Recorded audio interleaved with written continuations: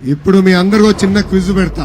జగన్ రోజు ఏం తాగుతాడు? బూమ్ బూమా, ప్రెసిడెంట్ మెడలా, ఆంధ్ర గోల్డా, ప్రజల రక్తమా? ఏం తాగుతాడు? చేతులెత్తి చూపించండి. ప్రజల రక్తం.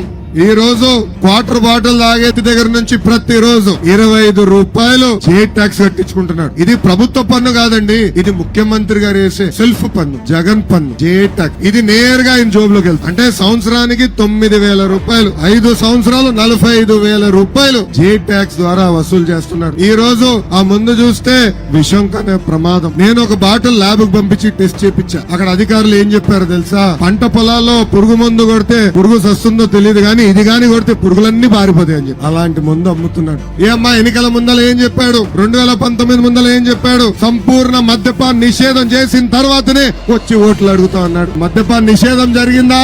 మద్యం తయారు చేసేది ఆయనే, బాటిల్లో నింపేది ఆయనే, అమ్మిచ్చేది కూడా ఆయనే.